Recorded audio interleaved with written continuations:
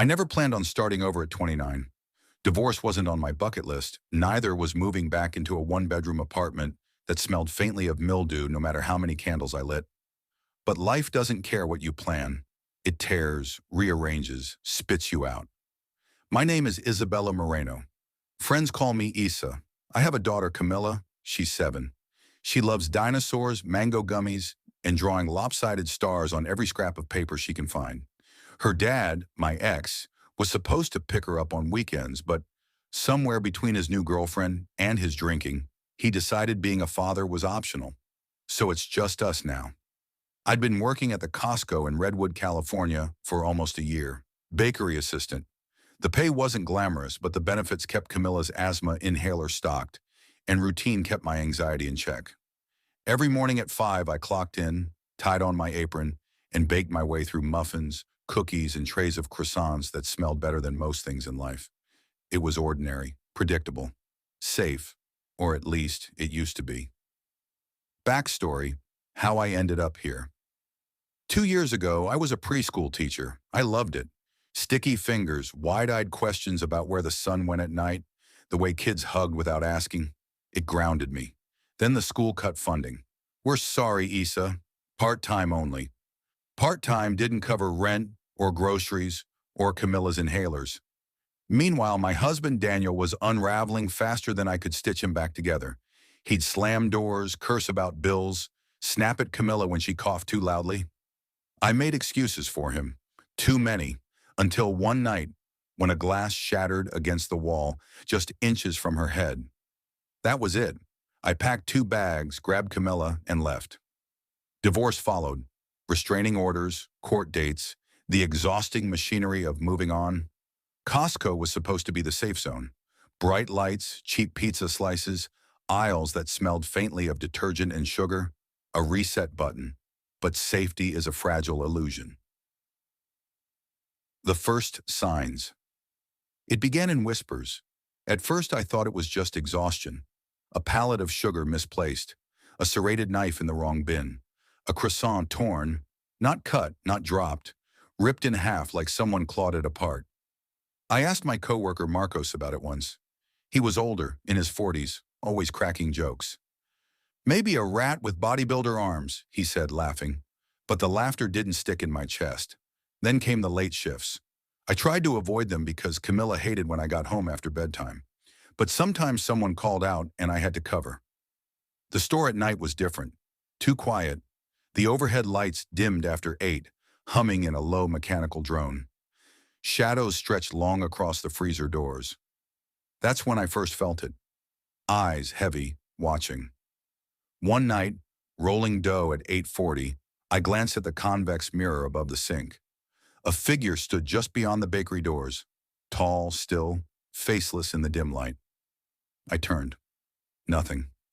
My breath stuttered, my hands shaking against the dough. Just tired, I muttered. Just tired. But I wasn't. Romance thread begins. The only part of work that made nights bearable was Ethan Rivera, one of the floor managers.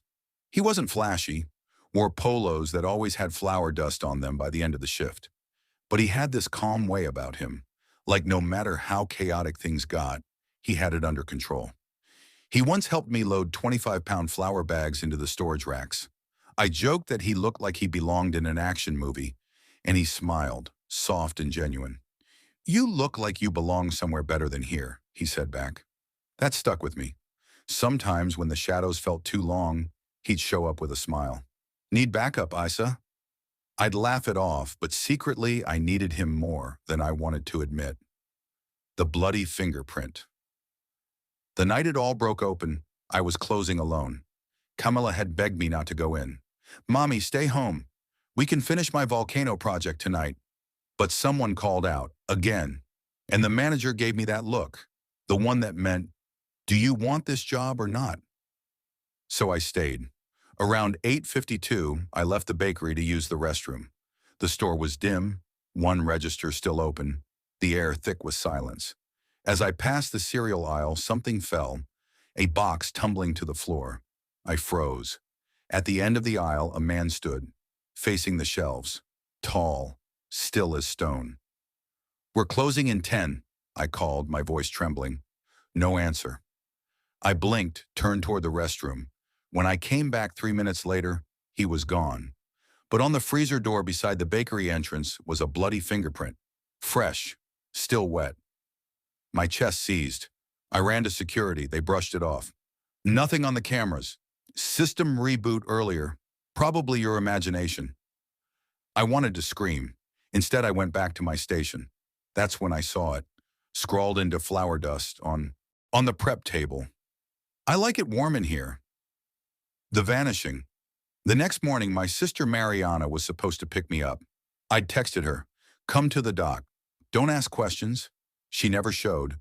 Her car was found abandoned 2 days later, driver's door wide open, keys still in the ignition, her purse untouched. But in the passenger seat, Camilla's backpack, the one she'd left in Mariana's car earlier that week. My knees buckled. Detective Alvarez, the officer on the case, told me maybe Mariana had a breakdown. "Are you sure she wasn't dealing with personal issues?" "She has a daughter of her own," I snapped. "She doesn't just vanish." But she had, and the shadows were still waiting. The return. When Alvarez came back with results from the fingerprint, I expected nothing. But the name he spoke hollowed me out. Daniel Moreno, my ex-husband. "That's impossible," I said. "He's in prison." "Released 2 weeks ago," Alvarez said. "Good behavior." Good behavior. My stomach turned. Suddenly, the torn croissants, the oven left on, the man in the aisle. It wasn't supernatural. It was Daniel, flesh and blood, cruel and patient. But then the cameras caught something impossible. The ovens turning on by themselves. 425 degrees, no one near. A shadow in the oven's reflection, moving against the light. It wasn't just him. It couldn't be. The escalation. 3 nights later, I found a crumpled Costco receipt on my porch. My work schedule circled in red. At the bottom, another fingerprint. Bloody. I packed Camilla and drove to my mother's. But sleep didn't come.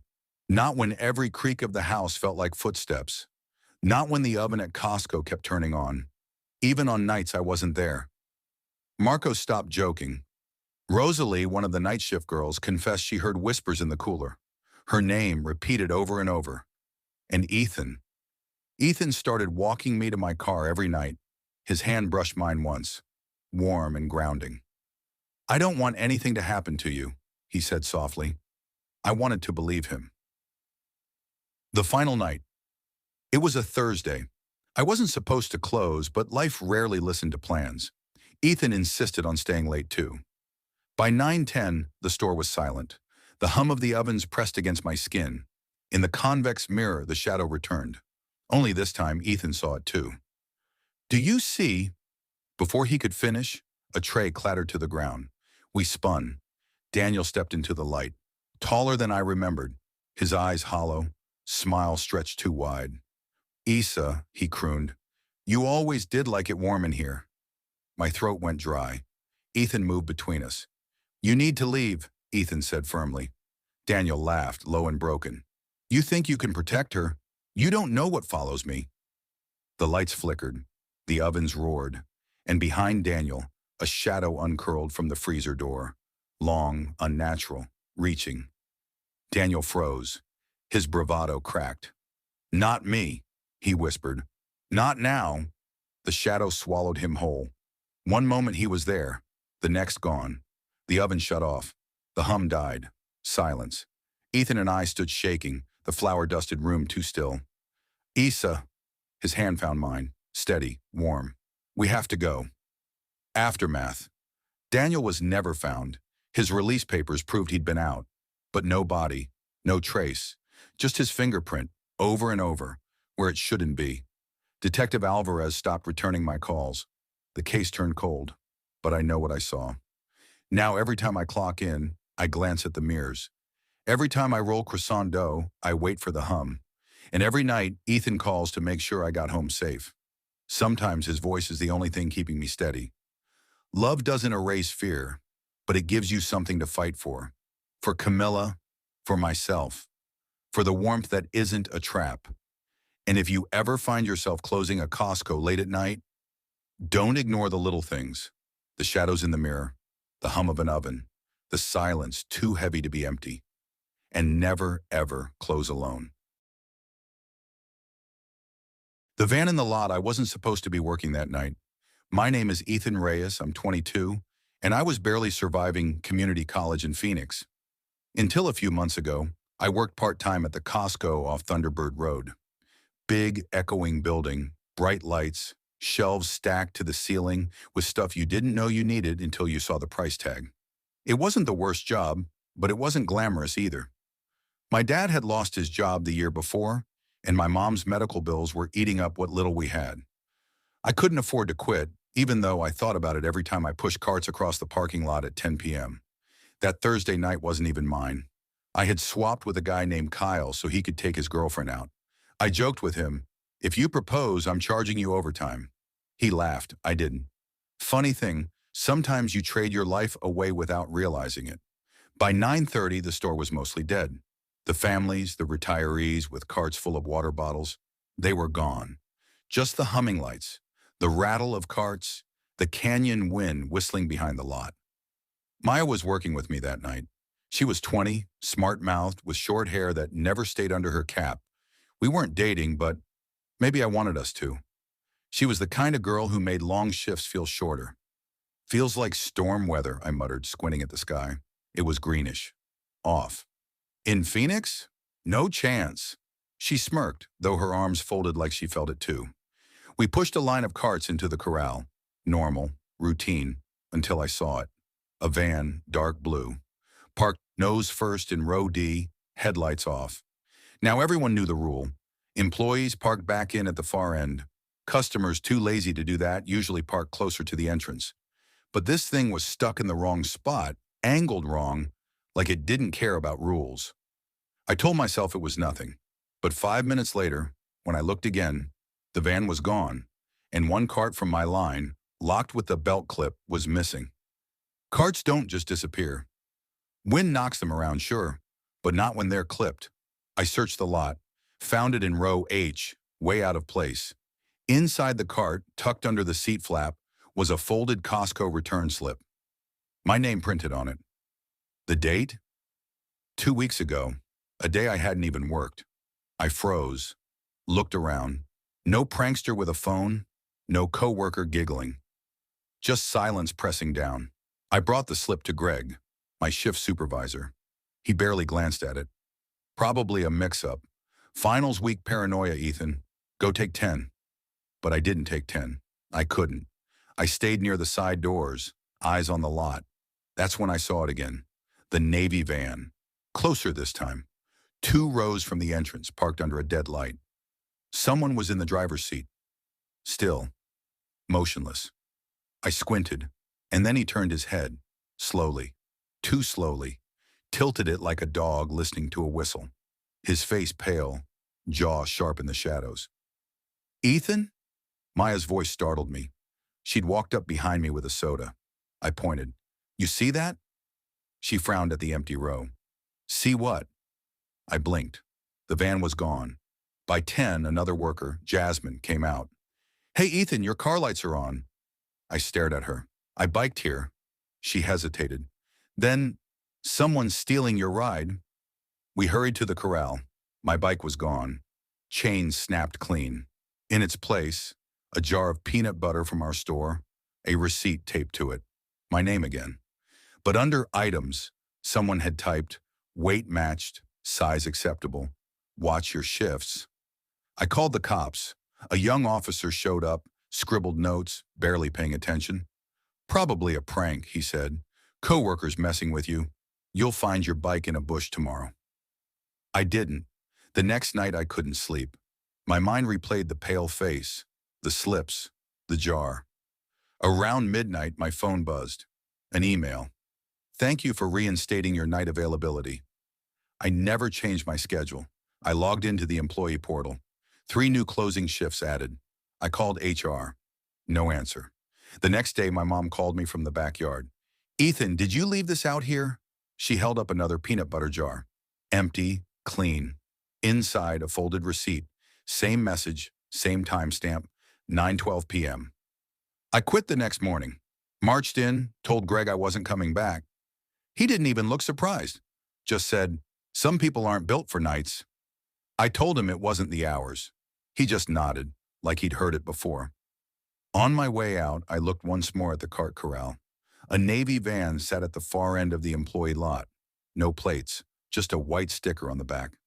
Clearance, Ethan Reyes. I walked away. Didn't look back.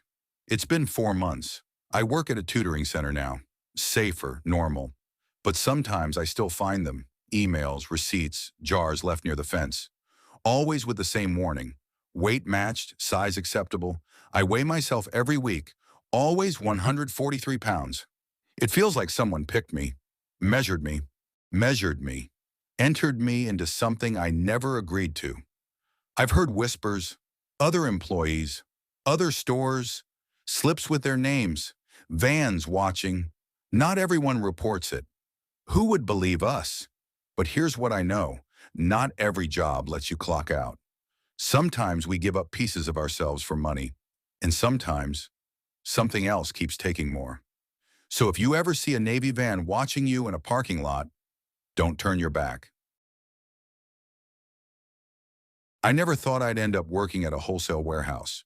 If you asked me at 23 what I'd be doing in my 30s, I would have told you something like teaching or maybe finishing the law degree I once chased. But life is not kind in straight lines. Life curves, breaks, doubles back, and sometimes it deposits you behind a wall of flickering monitors in a windowless room that smells faintly of tires and burnt coffee. My name is Elena Myers. I'm 35, divorced, mother of a 12-year-old daughter named Haley, and for the last 18 months, I've worked in loss prevention at Value Max Warehouse in Riverside, California. I didn't plan for this job to stick. After the divorce, after losing the house and the rhythm of a marriage I thought was permanent, I just needed something stable, something that paid rent and kept Haley in her school without pulling her away from her friends. ValueMax wasn't glamorous, but the paychecks cleared. And structure. Structure was what I craved most after my world had fallen apart. What people don't understand is that loss prevention isn't really about chasing shoplifters. Oh sure, sometimes you stop a guy trying to sneak out a TV or a woman hiding lip gloss under a stroller. But mostly, it's watching. Hours of watching. I sit in a locked room at the back of the building, near the tire center. 10 cameras glow on the wall. I take notes. I log patterns. I flag strange behavior. And then I go home. At least that's what it was supposed to be. Chapter 1, A Chance Encounter. It started with a smile. I was grabbing coffee in the break room when he walked in. Daniel Holt, night shift supervisor, 37, recently transferred from another location. I'd seen him in passing but hadn't spoken much. He had that kind of smile that looked unplanned, like it showed up before he realized he was doing it. "You're Elena, right?" he asked, filling his cup. "Guilty," he chuckled. "I've heard you're the one keeping this place safer than corporate will ever admit." "Appreciate that." I shrugged. "Mostly I just watch people buying way too much bottled water." "Hey," he said, leaning against the counter. "In California? That's survival." We laughed. It was small, ordinary, but it had been a long time since someone had spoken to me in a way that felt like noticing. Not like I was Haley's mom. Not like I was the woman who'd gone through a messy divorce. Just me. Elena. That night after my shift, I found myself checking my phone, wishing I had his number. Chapter 2, The Man in the Jacket. A week later, I noticed him. Camera 9, aisle 214, emergency supplies. A man in his 40s wearing a faded navy jacket came in at 8:12 p.m. sharp, every single night, always alone. No cart, no basket. He walked straight to the survival kits, placed his hand on one zipper, held it for exactly 4 minutes, then left. Never bought anything. Never wandered. Never varied. The first time I flagged it. Routine. The second time I logged it. By the 5th time, my stomach tightened when I saw him. And then, on the 7th night, he did something different. He looked straight up at camera 9, my camera, and smiled. Not wide, not friendly, just a slight curve of the lips that told me one thing. He knew I was watching. Chapter 3. Coffee and Confessions. You ever feel like this job makes you paranoid? I asked Daniel one night. We were both on break, sitting in his truck in the employee lot. Constantly, he said. I swear, half the people who shop here could be serial killers, and we'd never know. Comforting. He laughed, then turned serious. What's on your mind? I hesitated. Should I tell him? Would I sound unhinged? But something about the way he looked at me, patient, steady, made me want to spill everything. There's this guy, I said. Same time every night. He stands in survival kits, touches the zipper, leaves, doesn't buy a thing. Daniel frowned. Creepy. He looks at the camera, like he knows I'm there. You tell your boss? Greg? I scoffed. Greg thinks I'm 2 stress calls away from a transfer. Daniel was quiet for a moment, then said, Then tell me. I'll believe you. And for the first time in months, I felt something stir in me. Trust, maybe even hope. Chapter 4. The Woman with the Blankets. 2 weeks later, another pattern. A woman, mid-30s, long dark hair. Always came on Fridays at 9 p.m. Went straight to the blanket aisle. Stood by the red fleece 3-packs. Didn't touch them. Didn't buy them. Just stood. I decided to approach her once. Hi there. Can I help you find something? She turned her head slowly, her expression flat. This aisle used to be a hallway. My stomach nodded. Excuse me? Her gaze drifted back to the blankets. It used to be a hallway. Then she walked away. I checked with facilities. The layout had never changed. Chapter 5. Haley's Hoodie. It was past midnight, reviewing footage alone, when I saw him. A boy in a yellow hoodie walked through the snack aisle. My blood ran cold. It wasn't just any hoodie. It was Haley's, the one she lost 3 months ago at a bus stop. Same bleach mark on the shoulder. Same thumb hole she chewed into the cuff when she was anxious. I froze, watching him disappear behind paper goods. I switched cameras, rewound. Nothing. He wasn't on the footage anymore. Only me, chasing shadows. But I knew what I'd seen. Chapter 6. The pattern. I started printing screenshots, lining up timestamps. The man in the navy jacket, the blanket woman, the boy in the yellow hoodie. When I overlaid their glances toward the cameras, something formed. Not clear, not human, just the suggestion of a face. A pale V where the eyes should be. A mouth that looked like it had once smiled. Something was watching me back. Chapter 7. Romance in the Shadows. Daniel noticed my exhaustion. You're not sleeping, he said one night as we closed up. Not much. You want to talk about it? I wanted to. God, I wanted to pour it all out. Instead, I just whispered, stay a little longer tonight. We sat together in the monitor room, shoulder to shoulder, watching the glow of the screens. His hand brushed mine just once. Warm, grounding. I'll watch with you, he said softly, and for the first time, I didn't feel alone. Chapter 8. The Escalation. The next night, camera 9 cut to static at 8:12 p.m. When it cleared, the man in the navy jacket was there. He whispered just loud enough for the mic. It only works when she's watching. I felt Daniel's hand tighten on my shoulder. What the hell does that mean? He muttered. I didn't answer, because I already knew, whatever this was, it wanted me. Chapter 9. The Gifts. The first gift showed up in my mailbox. A red fleece blanket, neatly folded, a piece of masking tape stuck to the corner with a smile drawn on it. The second gift came 2 nights later. Haley's yellow hoodie folded on my welcome mat. Masking tape on the hood. This time a single eye drawn. I burned it in the backyard, tears streaming down my face. Chapter 10. No more running. I sent Haley to my mother's house, safe, for now. Then I drove to Value Max, early, badge clipped to my belt. I wasn't doing this out of obsession. I was doing it for her, for us. The store hummed with fluorescent lights, Forklifts beeped. Customers moved in their predictable patterns. And then, at 8:12 p.m., the Navy jacket man walked in. He stopped in aisle 214. Daniel stood beside me in the shadows. If we confront him, but I was already moving.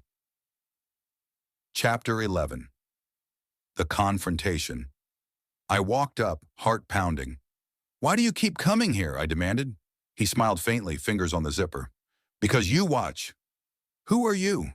He leaned close, breath sour with something old. "Not who. What?" And then his eyes flicked past me, to Daniel. "You shouldn't have brought him." Static burst in my ears. The lights overhead buzzed louder, flickering. Every aisle camera blinked out, and in the strobing dark, I saw them. The blanket woman, standing at the end of the row. The boy in the yellow hoodie, head bowed. Shapes between shelves that didn't belong to customers. All of them watching. All of them turning toward me. Chapter 12. The Choice. Daniel grabbed my hand. "Elena, run!" But I couldn't. I understood now. They weren't random.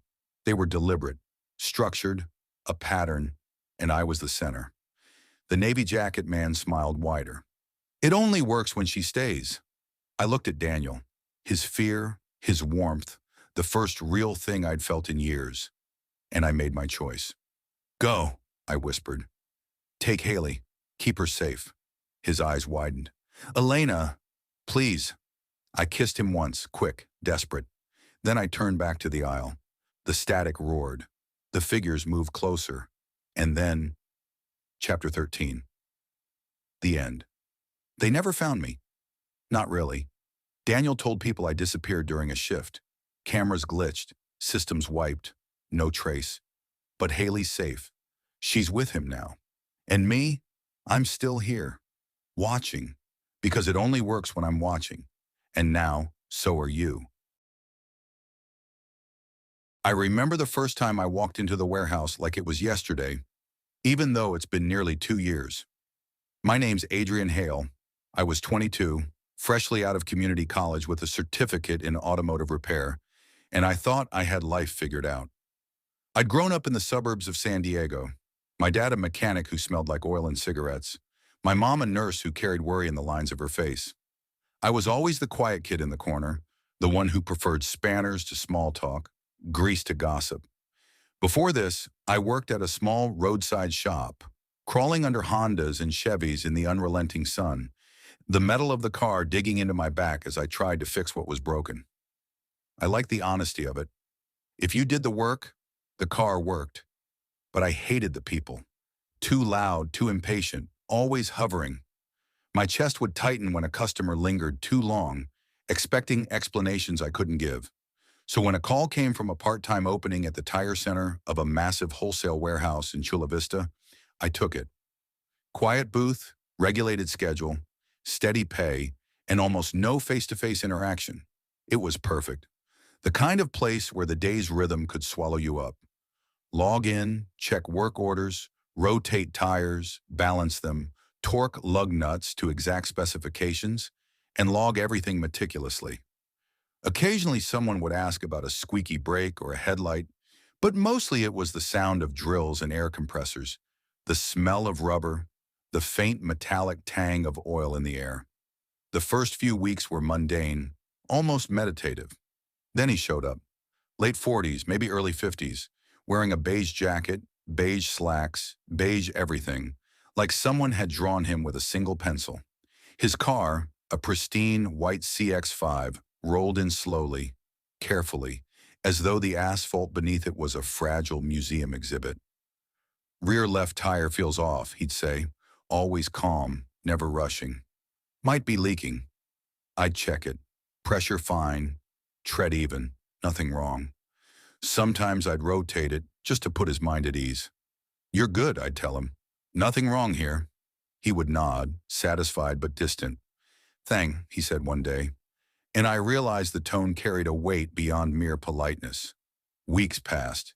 Every other Wednesday, same complaint, same tire, same slow approach. Maya, my coworker, teased me once. "Think he's lonely?" she asked. Maybe he just wants to talk to someone, but he never lingered long enough for conversation. And then the sixth time he came, everything changed. It was a Tuesday afternoon. The lot was mostly empty, a few carts rattling in the breeze. I stepped out to grab coffee during my break, the sun warm on my shoulders, October in Southern California, gentle and forgiving. When I returned, Maya's eyes were wide. He's inside, by the bays, she whispered. My stomach clenched. The service bays were strictly off limits to customers. Inside? I said. She nodded, tense. He walked right past me. No word, nothing. I ran over, heart hammering. There he stood by the back wall, unmoving. Sir, I called, voice steady, though my hands shook slightly. This area is restricted. He turned slowly, deliberately, and then, almost too softly to hear, he said, One of them remembers me. I froze. Excuse me? He nodded toward a pile of discarded tires. Back left. It always pulls. Confusion twisted in my chest. Pulls? I replaced it 10 years ago, after the crash, but it still pulls. His eyes were strange, neither angry nor afraid, just a haunted recognition. I checked his license plate against our records. Nothing matched, no membership, no name, always cash. Still, I convinced myself it was just a strange man with an obsession. That night I stayed late, unlocking curiosity I hadn't wanted. Behind a stack of scrap tires, a small silver locket wedged between treads caught my eye. Rusted, dented, its clasp twisted. I pried it open. A photo, a woman holding a child, both smiling, sunlit and warm, but the metal around them looked as if it had been crushed under immense weight. I showed Maya. She paled. That's from the hit and run in Rancho Verde last month. Remember? Woman killed, child survived. White SUV sped off. No one caught the driver. Sleep eluded me. I drove home with a pit in my stomach, replaying his words over and over. The next Friday, I was alone in the booth. At 6:47 p.m., just before closing, the white CX-5 rolled in. No one behind the wheel, engine off, doors locked. I reached for the radio. Then the lights flickered in the booth, the monitors stuttering. 17 seconds of static. When the feed returned, the car was gone. Silent, clean, no tire tracks. On my stool where I always sat, the locket lay open, polished, photo vivid. Behind it, a tiny folded paper. Not all ghosts haunt. I never saw the man again. Weeks later, I verified the plate. Registered to a man who died in a crash in 2014. That same tire had failed him. Then, after that, I moved slower with every minor complaint about tires. Some things weren't mechanical. Some things were memories, lingering and unresolved, seeking recognition. And sometimes late at night, when the warehouse was empty and the smell of rubber hung thick, I could swear I heard a CX-5 pull in, and a voice whispered, just out of reach, "Thank you." I was 28, living in a cramped studio apartment in Raleigh, North Carolina, balancing freelance graphic design work with nights spent waiting tables. My name is Lila Thompson. Up until that day, I thought I had control. Deadlines, client meetings, a rotating cast of friends who liked my humor, but never my sadness. But suddenly, control evaporated.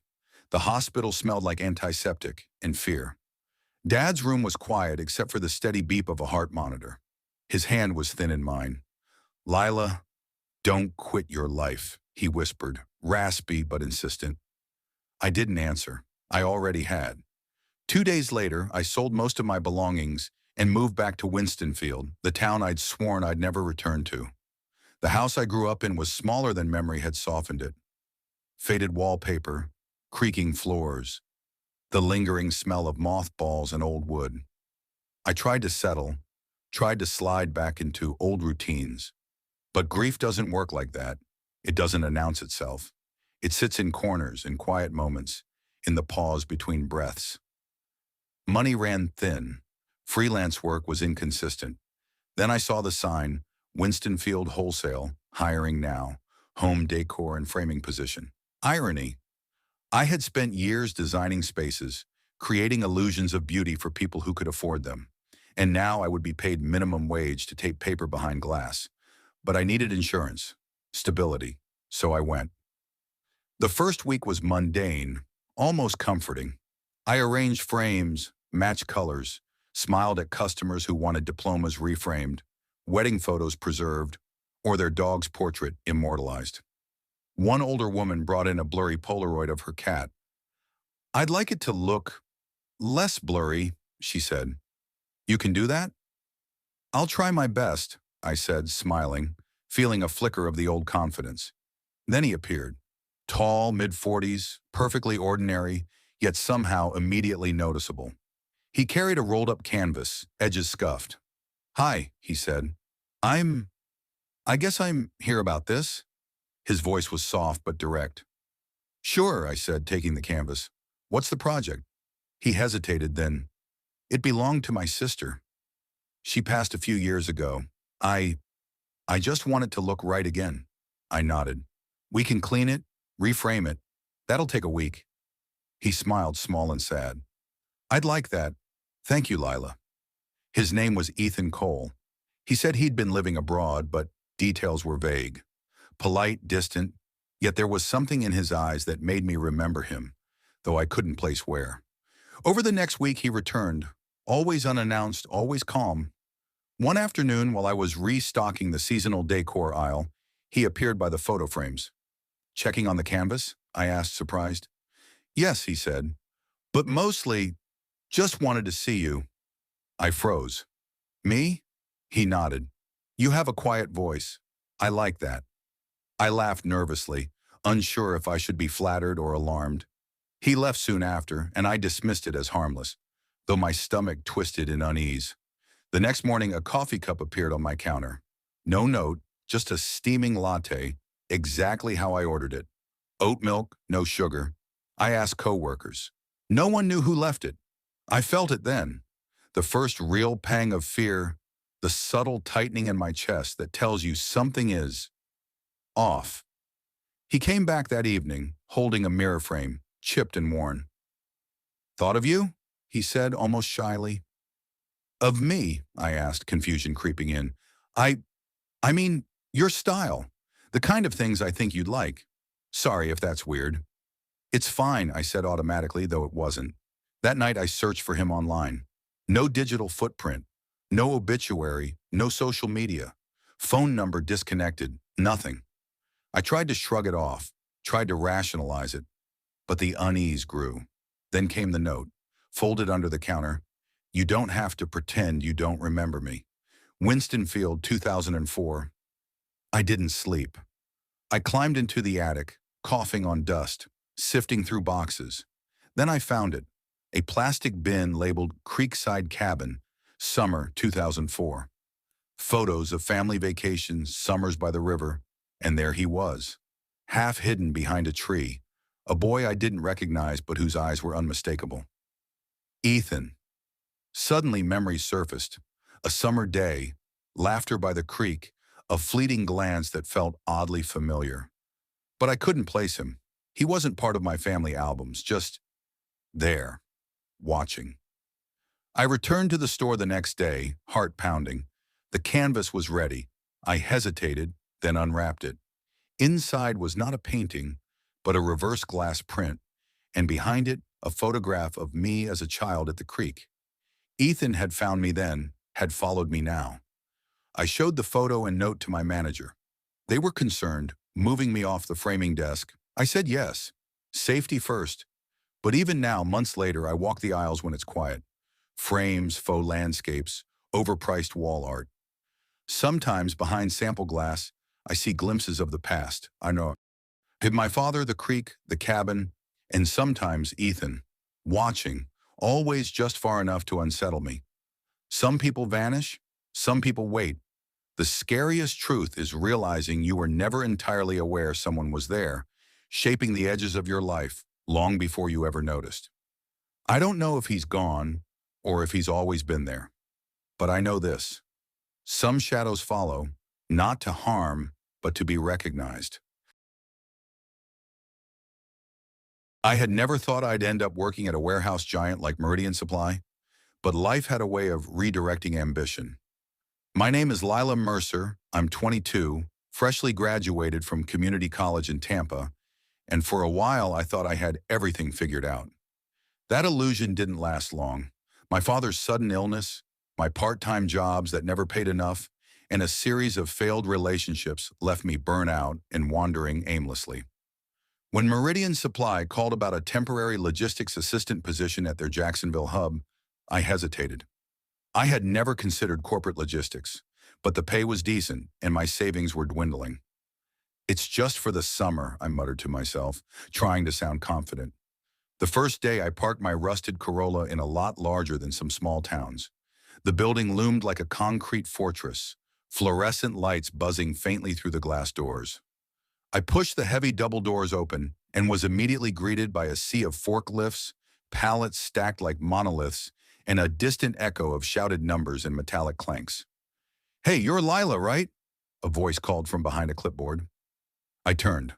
A young man, maybe a year or two older than me, grinned. His dark hair was slightly messy, and he had the kind of casual confidence that made people assume he belonged everywhere.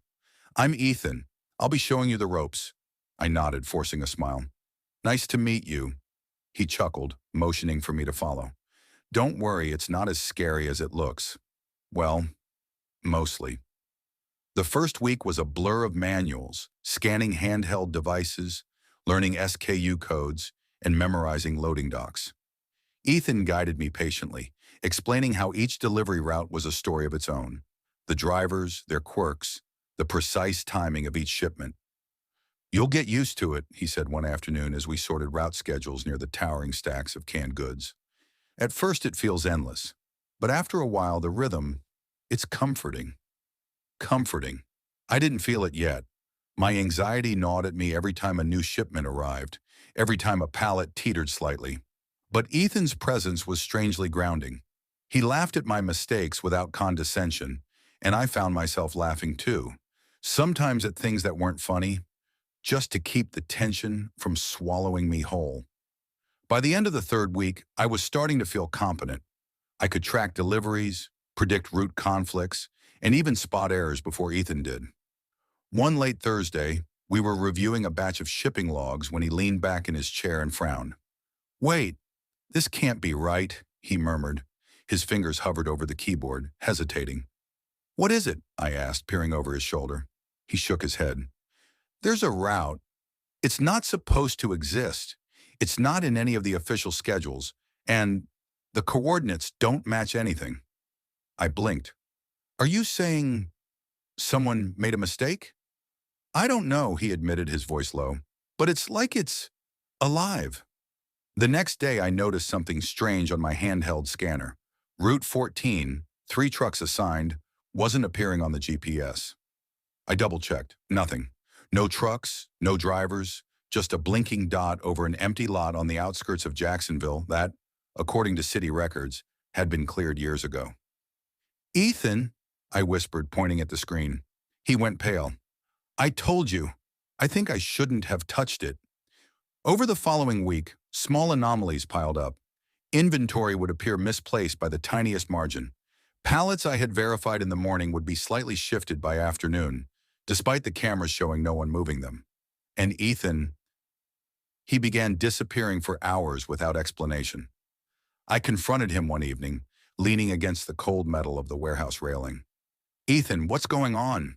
You've been avoiding me." He looked at me, eyes haunted. "I don't want you to see it.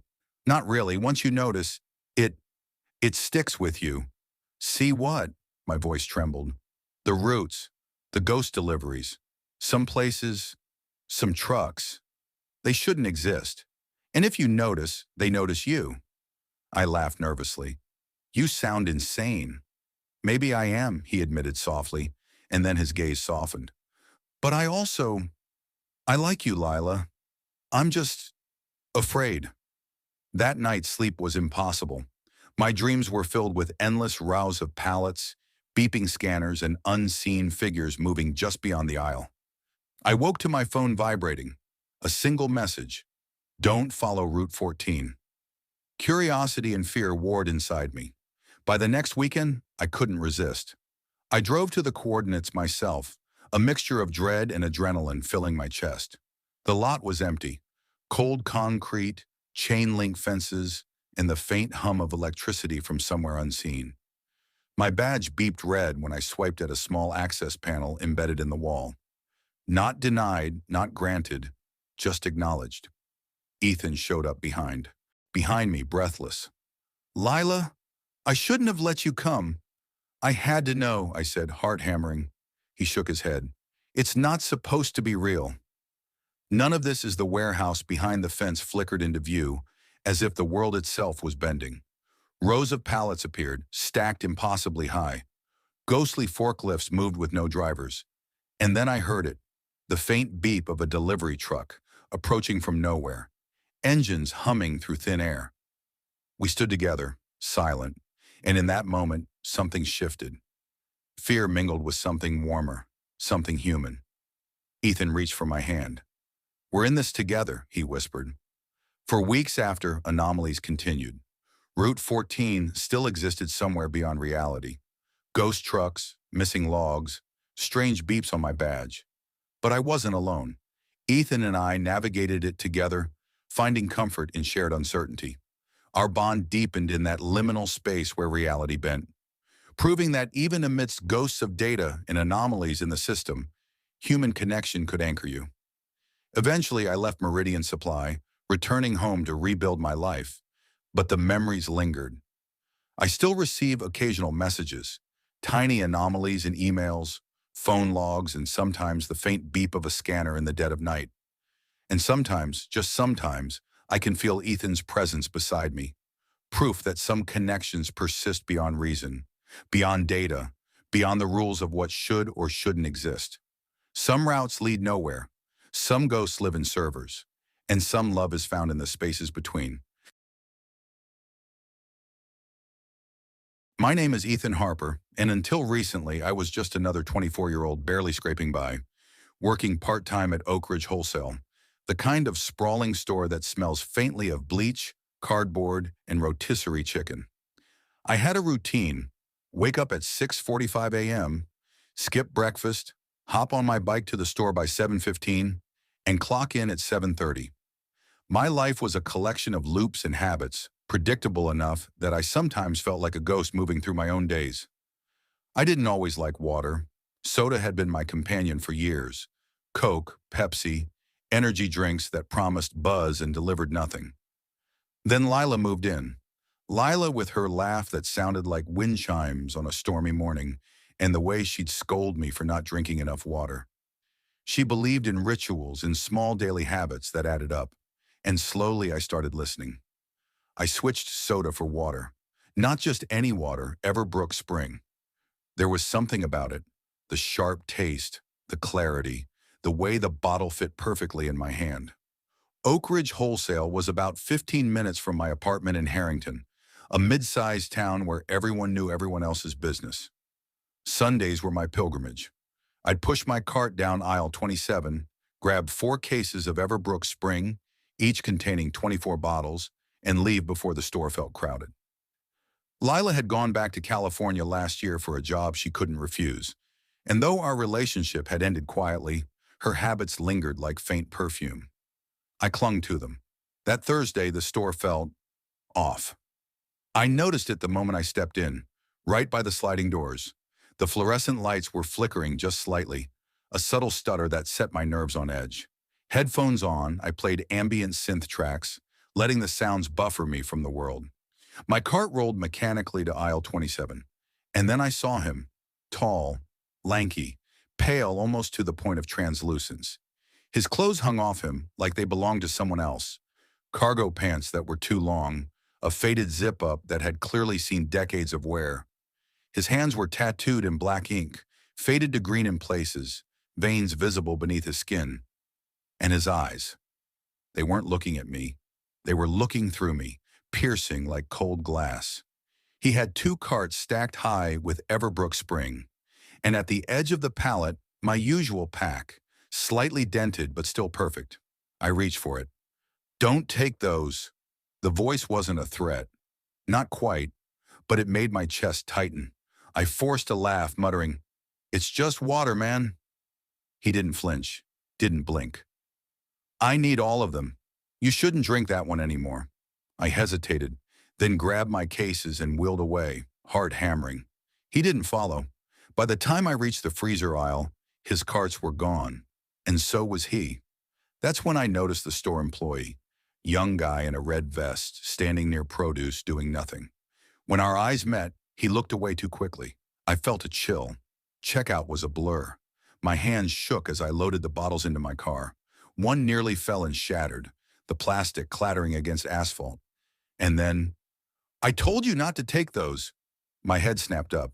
He was behind me, hand reaching into my trunk, fingers gray and tendony, clutching a case like it belonged to him. "Hey, that's mine!" I lunged. He didn't react. Calm smile, low voice. "It's not for people like you anymore." I hesitated, then grabbed my cases and wheeled away, heart hammering. He didn't follow. By the time I reached the freezer aisle, his carts were gone, and so was he. That's when I noticed the store employee, young guy in a red vest, standing near produce, doing nothing. When our eyes met, he looked away too quickly. I felt a chill. Checkout was a blur. My hands shook as I loaded the bottles into my car. One nearly fell and shattered, the plastic clattering against asphalt. And then, "I told you not to take those." My head snapped up. He was behind me, hand reaching into my trunk, fingers gray and tendony, clutching a case like it belonged to him. "Hey, that's mine!" I lunged. He didn't react. Calm smile, low voice. "It's not for people like you anymore." He lifted both cases effortlessly, strode to a black Suburban with no plates, threw the water inside, and reversed with a squeal of tires. I ran after him, shouting, but he vanished into the street before I could reach him. Police came. They took my statement, checked cameras. Nothing. Aisle 27, empty, no carts, no man. The footage skipped as if I had never been there. A week later, Everbrook Spring vanished from Oak Ridge Wholesale. Pallet gone, replaced with generic brands that tasted like wet cardboard. Employees shrugged when I asked. Online, I found vague reports of a tank being contaminated. Temporary removal pending investigation. But I knew better. I started seeing the Suburban everywhere. Parked across my apartment, idling silently, a case of water left in the passenger seat. Always the same hour. Always just enough to unsettle me. I stopped going to Oak Ridge Wholesale. I switched to tap water. Filtered, unlabeled, safe, predictable. But sometimes, in the silence, in the pauses between songs or the static of my old playlist, I hear the voice again. "It's not for people like you anymore." And I know. I was never supposed to have it. Some patterns, some routines, and some people are warnings in disguise. And I didn't listen soon enough. Gradual build-up to the final confrontation with the Suburban. I never thought working nights at a big box store would feel like stepping into a parallel world. My name is Ethan Cruz, 22, barely scraping through college in Mesa Verde, Arizona. Life before Costco was messy, real messy. I'd bounced between jobs I didn't like, chasing some idea of stability I never quite reached. The last place I worked was a private security firm at a medical research lab downtown. I liked the sense of control there, the adrenaline, the knowledge that in some corner of the building, danger wouldn't catch anyone unprepared. It ended abruptly. One night, a lab assistant, high on prescription medication he wasn't supposed to take, stormed into the storage wing. Papers flew, alarms rang, and I ended up with a fractured wrist trying to contain him. 2 colleagues had minor injuries, but it wasn't worth the chaos. I quit the next morning. Mesa Verde seemed quieter than Phoenix. I figured I could find a normal, low-stress job. That's when Costco on Redfield Parkway came up in an ad. They needed overnight stock associates. I applied, got it. The first night I walked in, I expected dull fluorescent monotony. Instead, the building felt alive in its own strange, muted way. The hum of the lights, the echo of distant forklifts, the smell of cardboard and freshly baked pizza. It was oddly comforting. My uniform, a simple black vest and khaki pants, felt like armor. "Hey, you must be Ethan," said Mara, the night supervisor, a woman in her 30s with a sharp smile that didn't quite reach her eyes. "I'll give you the grand tour." Don't trip over the pallets, and for God's sake, don't feed the carts. I laughed, though the joke went over my head at first. Mara had a way of saying things that sounded funny until you realized she was half serious. The team was small, 5 people including me. Jordan, tall, quiet, obsessed with alphabetizing the canned foods. Leo, the night comedian, who could argue with a vending machine for hours. Nina, a temp who mostly followed instructions and kept to herself. And Mara, who was in charge but rarely pushed her authority unless absolutely necessary. First few nights were routine. Unload pallets, scan items, tidy shelves, occasional chat over coffee. I liked the simplicity. After years of chaos, quiet was medicine. But subtle things started happening. At first it was minor, boxes slightly moved, items stacked oddly, a display of protein shakes with one row missing. I chalked it up to human error, maybe Jordan or Leo moving things while I wasn't watching. But then it escalated. One night around 2:10 a.m., I noticed a shopping cart abandoned near the dairy section. Inside were a pack of diapers, a half-eaten rotisserie chicken, and a single black jacket draped over the handle. The jacket was unfamiliar, clean, warm-looking, out of place.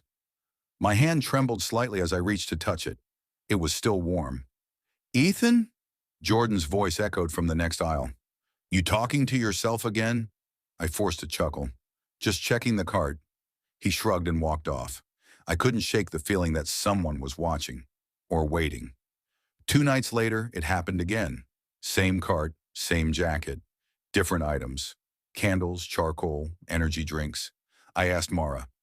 "Costco loss prevention?" she said, scrolling on her tablet. "They sometimes test us." "Ignore it unless it's logged." I checked the log. Nothing. It wasn't just carts. Whispers started creeping in, almost inaudible, like air brushing against a microphone. I'd pause and listen, straining for clarity. Nothing. Only the hum of refrigeration units and the distant rumble of forklifts. Then there was Lila. She was new, temporary, assigned to help restock seasonal items. She had sharp brown eyes that seemed to pierce through shadows, and hair that caught the dim warehouse light like spun copper. Our first real conversation happened at the snack aisle around midnight. "You're Ethan, right?" "The new guy?" she asked, voice soft, almost hesitant. "Yeah, you are?" "Lila, don't mind me. Just noticing the weird stuff, like the carts." I stiffened. "You see it too?" She nodded, glancing over her shoulder. I thought I was imagining it. From that night, our shifts started overlapping more. We walked aisles together, talking softly, sharing theories about the odd occurrences. She was smart, funny, and the only person who didn't make me feel like I was losing my mind. Something about the quiet between us, the stolen laughs in the shadows of pallets and boxes, felt alive. But the horror intensified. One night, 3:30 a.m., break time. I entered the break room and froze. A black jacket lay draped over my chair. The same jacket. Next to it, a styrofoam cup with half-drunk milk. And a folded receipt. My name printed at the top, but the ID number belonged to my old security badge. I bolted to Mara's office. Lights off, empty. Car in the lot. No sign of her. No cameras. Later review showed her entering the cold storage area at 2:47 a.m. That was it. Panic hit. Lila noticed. "Ethan, what's wrong?" I whispered, voice shaking. It's the jacket. The carts. Mara. She's gone." From then on, we stuck together. Night after night, we followed shadows, documented carts, whispers, and the impossibly cold corners of the warehouse. Somewhere between fear and adrenaline, something else bloomed. Connection. Maybe romance. Maybe just survival instinct. But it grounded us. One night, we saw him. A figure moving between aisles. Black jacket draped like armor. Dragging carts filled with mismatched items. Not human. Not entirely. Heart pounding, I grabbed Lila's hand. "We confronted," I whispered. We followed him to the loading bay. Moonlight filtering through the giant doors revealed empty pallets. Nothing. No figure. Only one cart, black jacket over the handle, waiting. I realized then that silence could hide terror, but also love, trust, and hope. Lila squeezed my hand. "We're okay," she said, though I knew it was more of a plea than certainty. We quit the next week. No explanations. Just left the building behind, the jackets, the whispers, and whatever haunted the aisles. Now sometimes I drive past that Costco, Lila beside me. I see the distant loading bay, and sometimes the single black cart waiting. The past never really leaves, but together we learned we could face it, laugh in its shadow, and survive.